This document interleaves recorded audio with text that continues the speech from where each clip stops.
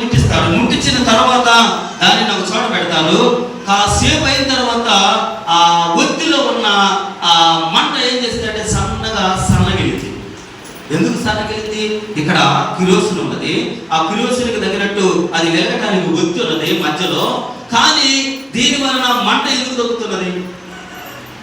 బుటీకలను మంచి ప్రకాశం వచ్చింది. ముట్టించిన ఒక కాసేపటికి, ఒక పావుగంట కాసేపటికి ఈ ఒత్తి కాలిన తర్వాత ఇదిగో ఈ ఒత్తిలో ఉన్న నిశ్చయముగా ఆ వెలుతురు తగ్గింది. ఎందుకు తగ్గింది అమ్మా చెప్పండి? ఎందుకు తగ్గింది?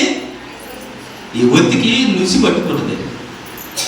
ఖాళీ ఆ నుసి పేరకపోయి ఇక దానికి వెలుతురు ఉండదు, తక్కువ వెలుతురు వెలిగింది. ఎందుకంటే ఈ నుసిని కట్ చేసి ఒత్తి పైకి లాగాలి. మళ్ళా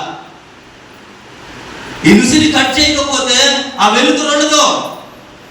ఆ ప్రకాశమానమైన దివ్యముగా అందరికీ కనపడేటట్టు ఈ శీలాంధ్ర లైటు దీని ప్రకాశాన్ని ఎవరికి వెతదలలేదు. ఎందుకంటే ఇది నుసి పట్టుకొని ఉంది.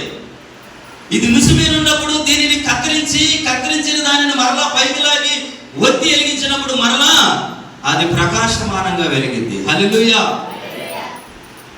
అలాంటి తత్వములో మనం ఉండకూడదు, అలాంటి హృదయములలో మనం ఉండకూడదు. నిశ్చయముగా మన హృదయములలో ప్రకాశమానంగా ఉండాలి, దివ్యమానంగా వెలగాలి. ఎందుకంటే దేవుడు మనం రక్షించుకున్నాడు, దేవుని రక్తములో కడగబడ్డాం, దేవుని బిడ్డలముగా మార్చబడ్డాం, దేవుని స్వాచ్ఛముగా మనం పిలవబడుతున్నాం. కాబట్టి నిరంతరమును మనము దేవుని బిడ్డలముగా ఉన్నాం. కాబట్టి ఈ నుసి పట్టుకున్నప్పుడు అప్పుడప్పుడు నుసిని కత్తిరించాలి. దీపారాధన చేసేటప్పుడు కూడా ఏం చేస్తారు తెలుసు కదా, మనకు తెలియదేముంది, అది తెలుసు నిశ్చయంగా. అందుకని గుర్తుపెట్టుకోండి,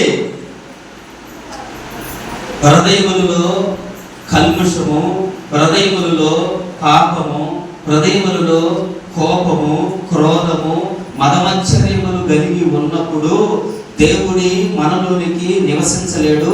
దేవుని కార్యాలు మన కుటుంబంలో జరగవు. మన జీవితంలో ఎప్పుడైతే నిర్మలతను కలిగి ఉంటామో, అంటే నిరపరాధి రక్తము వలన పరిశుద్ధపరచబడతామో, అప్పుడు మాత్రమే నిశ్చయముగా మనము మన జీవితంలో ప్రకాశమానంగా వెలిగించుకోగలము. ఎవరి ద్వారా అది సాధ్యం అంటే పరిశుద్ధాత్ముడు ద్వారా.